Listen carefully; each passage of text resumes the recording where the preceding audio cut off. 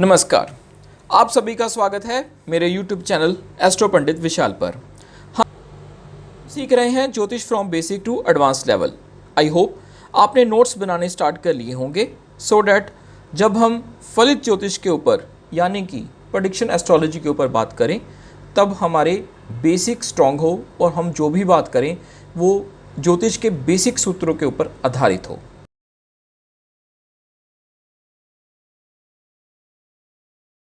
अभी तक हमने 2 लेसन्स पूरे कर लिए हैं। एक लेसन में हमने एस्ट्रोलॉजी के बेसिक्स के बारे में जाना, दूसरे लेसन में हमने एस्ट्रोलॉजी के 4 पिलर्स यानी कि नक्षत्र, राशि, ग्रह और भाव का एक ऊपर से हमने एक बात करी।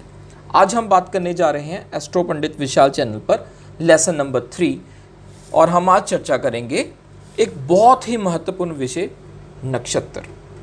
जी हाँ, हमने पिछले लेसन में पढ़ा था कि नक्षत्र कितने होते हैं। ये होते हैं 27। तो दोस्तों, ये मैंने इस पेपर के ऊपर मैंने ये खाका तैयार किया है।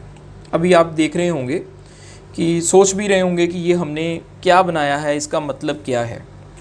तो देखिए, इसको मैंने डिनोट किया है। ये जो है ब्लैक कलर का ये जो सर्कल आप देख रहे होंगे, इसको हम कहते हैं यूनिवर्स यानी कि हमारा ब्रह्मांड।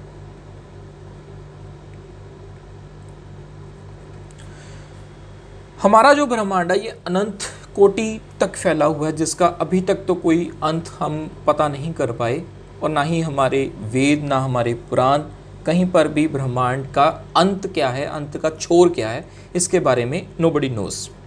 तो हम आज तक हमारी मॉडर्न साइंस, हम ज्योतिष यही मानकर चलता है कि जो ये ब्रह्मांड है ये अनंत कोटि तक फैला हुआ है। अभी हम ज्योतिष में जो पढ़ रहे हैं इसमें हम क्या करते हैं कि हम अपनी पृथ्वी को स्टैटिक मानते हैं कि हमारी पृथ्वी खड़ी है और जो सूर्य हैं, चंद्रमा है, ये ग्रह हैं, ये हमारी पृथ्वी के इर्द गिर्द घूम रहे हैं। नक्षत्र हमारे इर्द गिर्द हैं। जब हम अपनी धरती से बाहर अपने आकाश को देखते हैं तो हमें अलग अलग तरह के तारा मंडल दिखाई देते हैं, जिन्हें हम इंग्लिश में कॉन्स्टेलेशंस बोलते हैं। इन तारा मंडलों के समूह को, इन तारों के समूह को ही हम नक्षत्र बोलते हैं। इन्हीं को हम राशि भी बोलते हैं। ये जो मैंने आउटर लाइन बनाई है, ये मैंने एक तरह से डिनोट किया है यूनिवर्स को। ये हमारी अर्थ है यानी कि हमारी पृथ्वी, और ये जो नंबरिंग मैंने की है ये मैंने डिनोट किया है नक्षत्रों को। अभी हमने जाना था कि हमारे नक्षत्र कितने हैं, 27। तो देखिए कि ये मैंने ये जो लाइंस ड्रॉ करी हैं ये 27 लाइंस हैं। इनका मतलब आपस में जो स्पेस है वो एग्जैक्टली इक्वल नहीं है, मतलब बनाने में इक्वल नहीं है, लेकिन आप ये मानकर चलिए कि इनकी ये जो स्पेस है, दिस वन इज इक्वल। सबसे पहले ये अजम्पशन लेके चलिए, ठीक है। आप जस्ट इस इमेज के ऊपर मत जाइएगा, इसको मैंने एक तरह से ये बनाया। अब ये जो ग्रीन कलर का ये जो आउटर रिंग है, इसको हम बोलते हैं, ये जो ओवल शेप का ये जो शेप बनाई है, अगर हम अपनी धरती के ऊपर खड़े होकर आकाश की तरफ देखें तो हमारे आकाश में ये जो तारा मंडल दिखाई देते हैं, जिनको हम नक्षत्र बोल देते हैं, ये हमारे धरती के इर्द गिर्द इस माला रूपी आकार में फैले हुए हैं। इस ओवल शेप को ही हम राशि चक्कर बोलते हैं, इंग्लिश में जिसको हम ज़ोडिएक बोलते हैं, ठीक है। और इसको हम क्रांतिवृत्त भी बोल देते हैं। मतलब ये जो चक्कर है, ये 27 नक्षत्रों को मैंने इस तरह से नंबरिंग के साथ डिनोट किया है, ठीक है। अभी आप सिर्फ इतना देखिए, ध्यान से देख लीजिए। अभी हम आगे चलेंगे, उससे पहले मैं चाहूँगा कि आपको एक थोड़ी सी कैलकुलेशंस मैं आपको लिखवा दूँ। इसको आप बड़े ध्यान से कहीं पे नोट कर लीजिएगा। ये बेसिक कैलकुलेशंस हैं, बेसिक नंबर है, जिसको आप ध्यान से नोट कर लीजिए। देखिए, जब एक जगह से दूसरी जगह पर चंद्रमा गोचर करते हैं, फ्रॉम वन प्लेस वन नक्षत्र, हम बोलेंगे फ्रॉम वन नक्षत्र व्हेन मून वॉक्स। ठीक है, हम थोड़ा सा अपनी लैंग्वेज यूज कर लेंगे, मून वॉक। तो इस चेंज को गोचर बोलते हैं और इसी मोमेंट को हम राशि परिवर्तन या फिर नक्षत्र परिवर्तन बोल देते हैं। ठीक है, सबसे पहले इस चीज को आप ध्यान से याद कर लीजिएगा कि एक मोमेंट से सेकंड पॉइंट के ऊपर जब चंद्रमा चलते हैं इस तरह से 1 2 3 4, तो इसको हम गोचर बोलते हैं, गोचर परिवर्तन या फिर नक्षत्र परिवर्तन या फिर राशि परिवर्तन बोलते हैं। ठीक है जी, नक्षत्र कितने हुए? 27। अब इन चीज़ों को नोट कीजिए, एक दिन डे प्लस एक नाइट, ये मिलकर बनते हैं 60 दंड। ये कुछ एस्ट्रोलॉजी के हमारे एक टिपिकल वर्ड्स हैं, आप इन चीज़ों को ज़रूर नोट कर लीजिए क्योंकि बिकॉज हर चीज़ को हम इंग्लिश में नहीं बोल पाएंगे। ठीक है, अभी हमारे पास एक दिन और एक रात मिलकर कितने सेकंड बनते हैं? 86,400 सेकंड। एक दिन में 24 घंटे होते हैं। ठीक है जी, एक दिन और रात 24 घंटे का मिलकर बनता है और 24 घंटों में 86,400 सेकंड होते हैं। ठीक है जी, हमारे हफ्ते में कितने दिन होते हैं? 7 दिन होते हैं। एक हफ्ता 7 दिन का होता है। एक दिन और एक रात मिलकर बनाते हैं एक अहोरात्रि।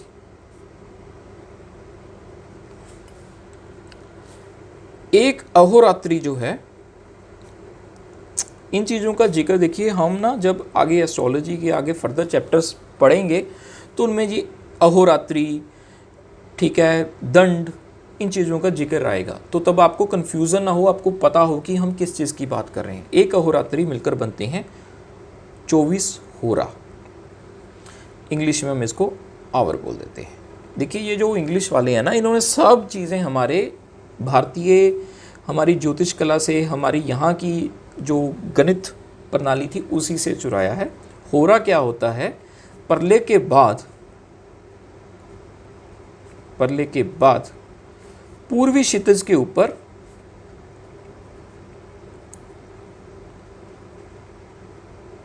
जो ग्रह दिखाई दे उसकी होरा होती है। ठीक है जी, ये जो हमने रविवार, सोमवार, मंगलवार, बुधवार, वीरवार, शुक्रवार, शनिवार, ये जो दिन आए संडे के बाद, मंडे ही क्यों आया, ट्यूसडे क्यों नहीं आया, ट्यूसडे ही क्यों आया, ट्यूसडे के बाद वेडनेसडे ही क्यों आया, थर्सडे क्यों नहीं आ गया, तो ये होरा है। जब एक होरा ख़त्म होकर दूसरी होरा शुरू होती है तो वो सोम की होरा होती है, चंद्र की होरा होती है, तो इसलिए उसको सोमवार बोला गया। फिर मंगल का क्षितिज पर दिखाई देते हैं तो वो मंगल की होरा हुई, मंगलवार आया, फिर बुधवार आया, फिर वीरवार आया, फिर शुक्रवार आया। ठीक है जी, इस कारण से उसको पढ़ा। इसको मैं बहुत डिटेल में नहीं जा रहा, अभी आप इतना लिख लीजिए। अब हमारे पास टोटल राशियां कितनी थी? 12 राशियां। ठीक है, 12 राशियां। नक्षत्र कितने हैं? 27 नक्षत्र। ठीक है, अब एक जो नक्षत्र होता है, इस नक्षत्र के 4 चरण होते हैं। 1 2 3 4। 1 नक्षत्र इज इक्वल टू 4 चरण। ठीक है जी, इसका मतलब क्या हुआ? 27 नक्षत्र में कितने चरण हुए? 27 multiply by 4 is equal to 108 चरण। हम जब माला जपते हैं तो हम 108 बार माला जपते हैं। हम जनरली कोई मंत्र का पाठ करते हैं तो कहते हैं कि 108 बार मंत्र का जाप कीजिए।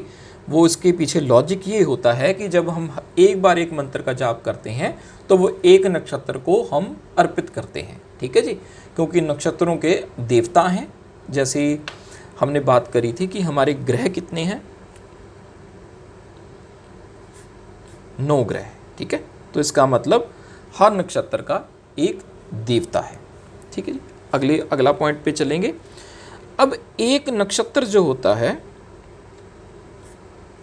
ये होता है 13 डिग्री 20 मिनट, ठीक है। इसको हम मिनट बोलते हैं, मीन्स 13 डिग्री 20 मिनट। उससे क्या क्या चीज़ निकल कर आई? राशियां 12 हैं, नक्षत्र 27 हैं, एक नक्षत्र 13 डिग्री 20 मिनट का है, तो इसका मतलब एक राशि कितने डिग्री की हुई? देन एक राशि हुई 30 डिग्री की, ठीक है जी। क्योंकि जब हम इस वृत्ताकार को, इस ओवल शेप का हम अगर कैलकुलेशन वाइज हम इसकी एक सर्कमफ्रेंस निकालें तो वो कितना बनता है? इज इक्वल टू, ये बनता है टोटल 360 डिग्री। अगर आपने बचपन में मैथ थोड़ा बहुत पढ़ा था तो आप कुछ जानते होंगे कि राउंड शेप या ओवल शेप का इसका जो सर्कमफ्रेंस बनता है वो 360 डिग्री होता है, ठीक है जी। अब 1 डिग्री है जो 1 डिग्री, इसको हम अंश भी बोलेंगे, ठीक है। हिंदी में हम इसको अंश भी बोलेंगे। अब 1 डिग्री में कितने होते हैं? 60 मिनट होते हैं, ठीक है जी, 60 मिनट्स।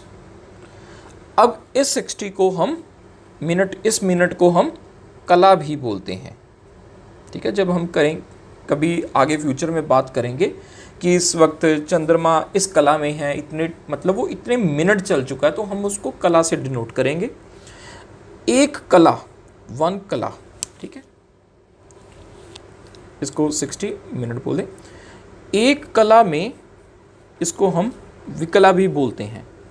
एक कला मतलब 1 मिनट, इसको 60 सेकंड। इस जो सेकंड के पार्ट को है इसको हम विकला भी बोलते हैं, ठीक है जी। ये आप इस चीज़ को याद रख लीजिए। मैं इसको यहाँ पर साइड पे रख लेता हूँ कि जब हम यहाँ पे मैं आपको कुछ कैलकुलेशन करके दिखाऊं तो आपके ध्यान में रहे। होप सो आप स्क्रीन पे ऊपर साफ साफ ये चीज़ें देख पा रहे होंगे।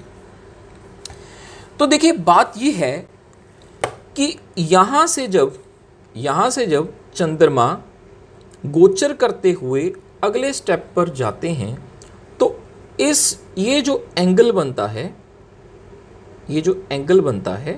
ये एक नक्षत्र का एंगल है 13 डिग्री 20 मिनट।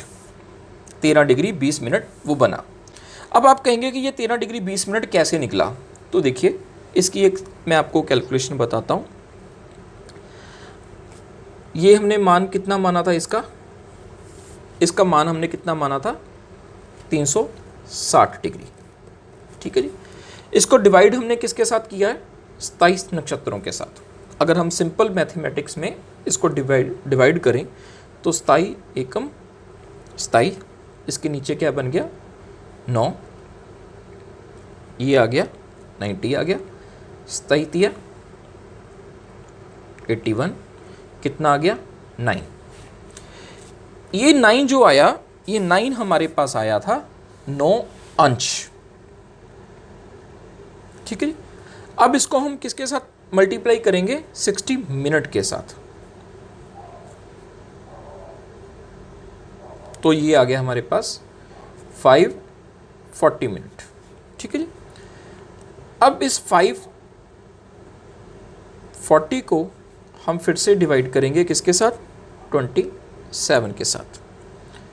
अब 27 इंटू 54 और ये 0 आ गया।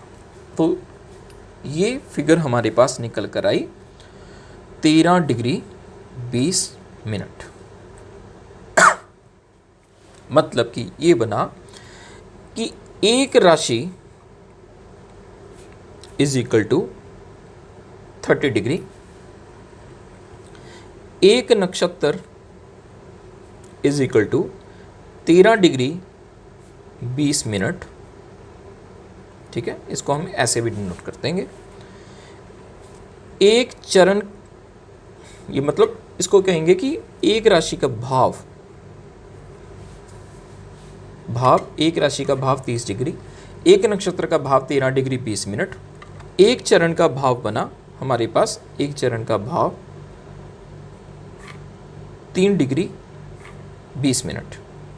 ठीक है जी, ये मिनट में हर बार नहीं लिखूंगा, अभी मैं लिख रहा हूं। इसका मतलब ये बना कि हर एक राशि में 1 राशि इज इक्वल टू 2 नक्षत्र प्लस 1 चरण। ऐसे ही हुआ ना कि इसका मतलब एक राशि में 2 नक्षत्र पड़ जाते हैं और एक नक्षत्र का 1 चरण पड़ जाता है, क्योंकि हमने यहां पर देखा था कि एक नक्षत्र में 4 चरण होते हैं। अब ये कैसे बना, 2 नक्षत्र मान लिए, 2 नक्षत्र हुए तो इसका भाव बना 13 degree 20 minute plus 13 degree 20 minute. ठीक है जी, मैंने माना था ना कि एक नक्षत्र 13 डिग्री 20 मिनट का होता है, तो मतलब 2 नक्षत्र हुए तो 13 डिग्री 20 मिनट, 13 डिग्री 20 मिनट। अब एक चरण का भाव मैंने कितना निकाला था, 3 डिग्री 20 मिनट। तो ये कितना बन गया, टोटल 30 डिग्री बन गया। ठीक है जी, मैथमेटिक्स अगर कोई थोड़ा और डिटेल में जानना चाहते हैं तो खैर ये मैथ की बात हो जाएगी। तो अगर मैं नॉर्मल, अगर मैथमेटिक्स में अगर जनरली वैसे हम बात करें तो आप कहोगे कि ये 60 होता है, क्योंकि बेटा 1 डिग्री में हम इसको 60 से ही करते हैं। लेकिन अदरवाइज़ अगर हम करें 360 को डिवाइडेड बाय 27 के साथ करें तो ये 13 डिग्री .33333333 इन्फिनाइट तक आता रहेगा। ठीक है जी, अब ये जो .33 वाला जो पोर्शन है, ठीक है, इस .3333 को अगर मैं 60 के साथ मल्टीप्लाई कर दूं तो ये 20 मिनट ही आएगा। ठीक है जी, 19.9999 ये 20 मिनट्स बन गया। ठीक है जी, अगर जनरल वैसे एक बात आपको फर्दर बता दूं, 13 डिग्री 20 मिनट है। अब ये जो 13 है, ठीक है, इस 13 को मैंने 27 के साथ मल्टीप्लाई कर दिया तो कितना आ गया, 351। ठीक है, अब ये जो 20 था, अब इस 20 को भी मैंने 20 मल्टीप्लाई 27 कर दिया, 27×2 = 540 मिनट आ गए।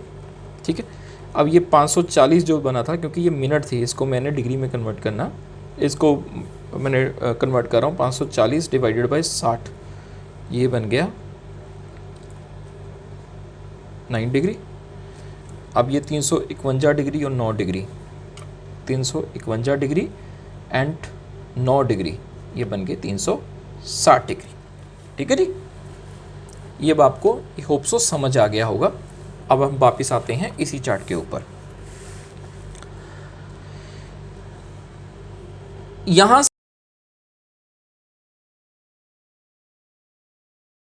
से चंद्रमा गोचर जब करना शुरू करते हैं तो ये पहला नक्षत्र है। पहला नक्षत्र जो होता है वो नक्षत्र शुरू होता है केतु के नक्षत्र से शुरू किए जाते हैं नक्षत्र, जिसको हम अश्वनी का नक्षत्र बोलते हैं। 27 नक्षत्र होते हैं, पहला नक्षत्र अश्वनी का नक्षत्र है, और जो लास्ट नक्षत्र होता है जिसको हम कहते हैं कि 27वां नक्षत्र है, ये नक्षत्र होता है रेवती का नक्षत्र होता है। ठीक है जी, इसको मैं आगे फर्दर एक्सप्लेन करता हूँ। रेवती का नक्षत्र है और ये जो पहला नक्षत्र है ये अश्वनी का,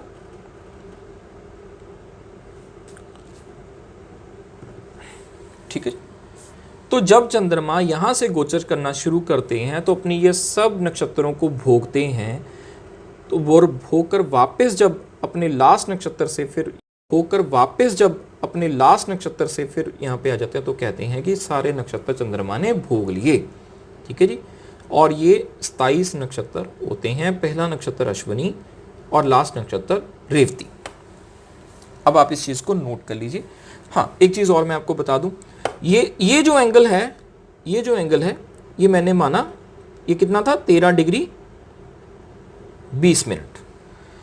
लेकिन यहाँ से जब तकरीबन 2.5 मैं मान लूँ, 1 2 और यहाँ पे कहीं जाकर, ठीक है, यहाँ से शुरू होकर यहाँ तक कहीं, मतलब इस पूरे एंड तक नहीं, इतने पोर्शन का जो होगा ये आकर बन जाएगा आपका एक राशि, क्योंकि राशि होती है 30 डिग्री की। ठीक है जी, हमने यहाँ पर ये चीज़ को पढ़ा था कि 1 राशि इज इक्वल टू 30 डिग्री।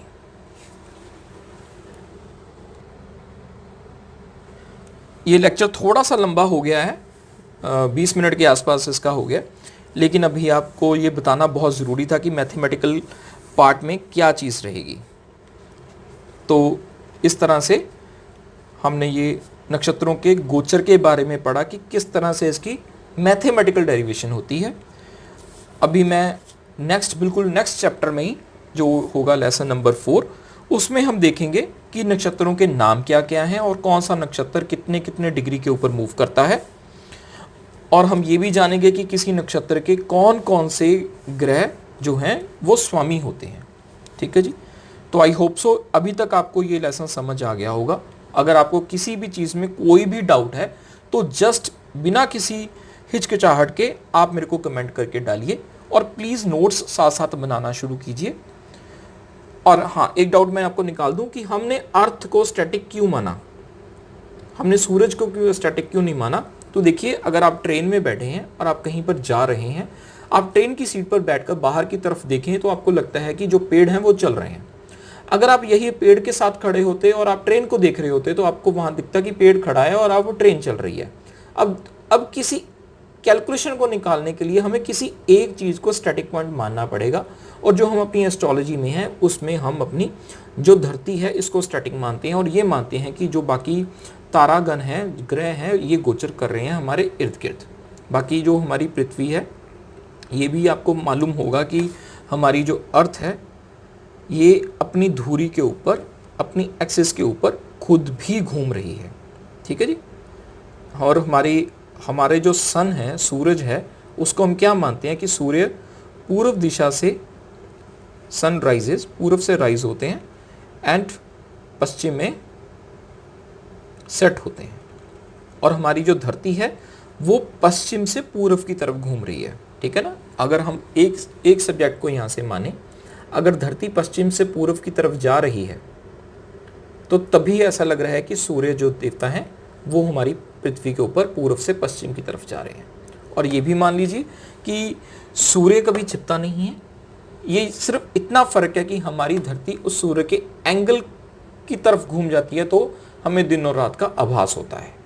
ये छोटी छोटी बातें हैं, ये मैं इसलिए साथ साथ बता रहा हूँ कि जब हम आगे कैलकुलेशन से निकालेंगे, जब हम बात करेंगे कि सूर्य का उद्गम हो रहा है, पश्चिमोत्तर क्या है, इन चीज़ों के बारे में बात करेंगे, तो अब आपको ये कंसेप्ट थोड़े माइंड में होने चाहिए। तो मैं आशा घूम जाती है तो हमें दिन और रात का आभास होता है। ये छोटी छोटी बातें हैं, ये मैं करता हूँ कि ये चैप्टर थोड़ा लंबा हो गया है, लेकिन आपको ये समझ में आया होगा और आपने इन कैलकुलेशंस को अपनी नोटबुक के अंदर लिख लिया होगा। कोई भी फिर भी डाउट हो तो कमेंट करिएगा, हम इसके ऊपर मैं क्लियर कर दूंगा। अभी जल्द ही मैं नेक्स्ट चैप्टर के ऊपर हम नक्षत्रों के ऊपर बात करेंगे। बने रहिए मेरे चैनल के साथ, और प्लीज़ मैं आपसे रिक्वेस्ट करूंगा कि अपने फ्रेंड्स के साथ इसको शेयर कीजिए, क्योंकि इस श्रृंखला में, ये एस्ट्रोलॉजी की लर्निंग सीरीज़ में, हम बेसिक से एडवांस लेवल की जर्नी बहुत ईजिली वे में कंप्लीट करेंगे। कि जो मैं 50 पेजों में या 2, 4, 6 बुक्स में कुछ पढ़ता हूँ, उसको बिल्कुल सिंपल करके मैं आपके सामने 2 या 3 पेजेस में लेकर आता हूँ। मैं इसलिए आशा करता हूँ कि आप मेरे चैनल को सब्सक्राइब करेंगे, लाइक करेंगे और शेयर भी करेंगे। धन्यवाद।